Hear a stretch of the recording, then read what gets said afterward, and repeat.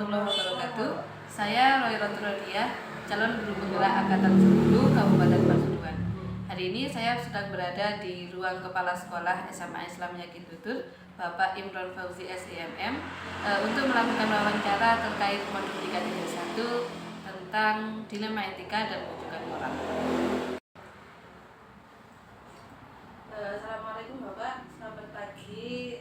Mohon maaf mungkin mengganggu waktunya Pak Imron hari ini untuk melakukan wawancara atau sharing Pak terkait rujukan moral dan dilema etika. Nah, kita di sini sebagai pendidik nih, apalagi dengan sebagai kepala sekolah, di sini biasanya harus memutuskan suatu keputusan terhadap beberapa kasus tertentu ya Pak ya. Nah, pernahkah Bapak mengalami dilema etika selama menjabat sebagai kepala sekolah? Ya, pernah. Jadi dilema etika ini memang suasana yang perlu kita selesaikan secara bersama. Mungkin dengan cara kita itu mengamati secara langsung kepada pelaku, dan situ nanti kita bisa melihat dan mengevaluasi sejauh mana permasalahan yang mereka hadapi untuk dilema etika ini. Pernah berarti Pak ya? Iya, pernah. Memang biasanya kalau di sekolah atau di lingkungan kita sendiri aja mesti dilema itu sangat sering sekali. Kalau boleh tahu mungkin ada beberapa kasus Pak ya yang di sini minta contohnya saja yang terkait dilema etika. Ya. Jadi misalkan untuk dilema etika ini katakanlah kita mau mengorbankan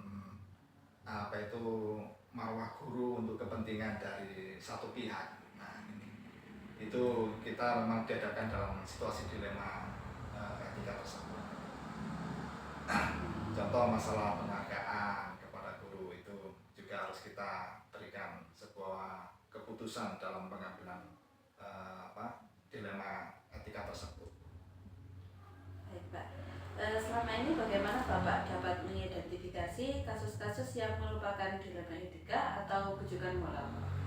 Ya, mungkin dengan kita melihat dan sekaligus memanggil kepada pelaku tersebut, dan situ kita bisa mendapatkan informasi, nanti bisa kita jadikan sebuah bahan dalam sebuah pemanggilan keputusan. Itu dilema etika dan rujukan moralnya Pak. Iya. Nah, selama ini bagaimana Anda menjalankan pengambilan keputusan tersebut di sekolah jenengan, terutama untuk kasus yang mengandung dua kepentingan yang menurut jenengan dua kepentingan ini adalah sama-sama benar dan juga sama-sama mengandung nilai kebajikan. Ya. Kita harus berkomunikasi tentunya dengan tim manajemen sekolah, mungkin lebih tepatnya adalah dengan Wakasis, dan dari situ kita bisa mentransformasikan kepada Bapak Ibu Dewan Guru untuk kita jadikan sebuah pengambilan keputusan. Jadi di situ nanti kita berhadapan dengan sebuah situasi, apakah ini tentang peraturan, apakah kita dengan nilai sosialnya, di situ bisa kita lihatkan. Jadi dalam hal ini jenengan lebih ini ya Pak ya, diomongkan bersama atau dikomunikasikan bersama terlebih dahulu, lalu kemudian mengambil keputusannya lagi. Baik Pak, langkah seperti apa yang biasa Anda lakukan selama ini dalam mengambil keputusan tersebut? Ya, satu, kita panggil dulu siapa pelaku dari situasi itu, kemudian kita komunikasi dengan Wakasis. Setelah itu kita rapatkan dengan Bapak Ibu Dewan Guru, dan di situ kami selaku kepala sekolah mengambil sebuah keputusan. Kemudian hal apa saja yang selama ini Bapak anggap efektif dalam pengambilan keputusan pada kasus dilema etika?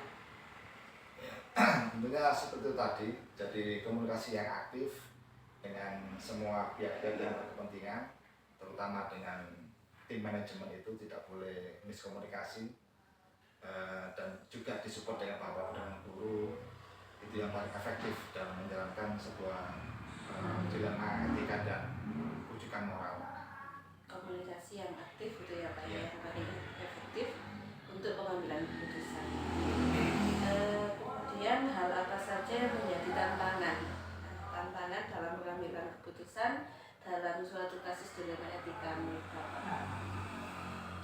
Tantangannya ini saya kira adalah diri saya sendiri di situ, apakah berani atau tidak untuk mengambil sebuah keputusan. Jadi hanya pada person sosok kepala sekolahnya itu sendiri tantangannya. Tantangannya dari diri sendiri. Iya. Kemudian apakah Bapak memiliki cara atau jadwal tertentu mungkin dalam pengambilan suatu keputusan dalam menyelesaikan masalah atau kasus mungkin Pak? Di sini punya cara atau jadwal? Kalau jadwal kami lebih mengutamakan sebuah tindakan, artinya sejauh mana masalah itu diselesaikan, apakah bisa segera atau bisa kita tunda, melihat besar kecilnya masalah tadi. Kalau memang masalahnya besar di hari ini juga kita putuskan, kalau memang masalahnya bisa kita tunda mungkin beberapa waktu, secara gradual kita berikan jadwal dalam penanganan. Jadi tergantung dari permasalahannya. Masalah. Ya, ini kita sudah berada di akhir sesi. Mungkin dari semua hal yang sudah kita bicarakan, kita sharingkan tadi ya Pak, ini pembelajaran apa yang dapat diambil dari pengalaman saat mengambil suatu keputusan terkait dilema etika?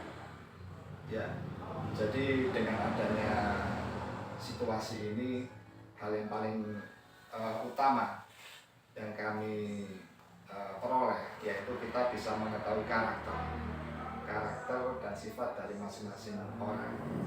Itu yang paling utama. Jadi dengan mengetahui dan memahami karakter, saya kira kunci paling utama kita untuk menyelesaikan sebuah masalah. Terima kasih sekali ya Pak untuk waktunya. Jadi dari ngobrol-ngobrol sharing-sharing kita tadi mungkin bisa dilanjut di lain waktu. Saya dapat pengalaman dan penguatan yang sangat banyak dari Bapak selaku kepala sekolah di sini. Jadi saya jadi lebih banyak pembelajaran terkait dengan etika dan rujukan. Terima kasih Bapak. Sama-sama.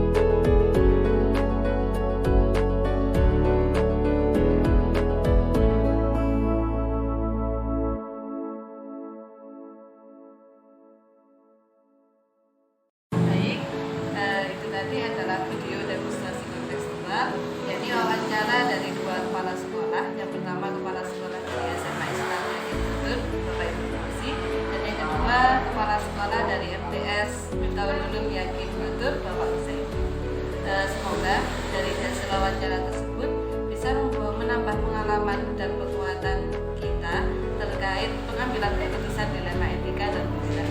Lagi dari saya, salam guru.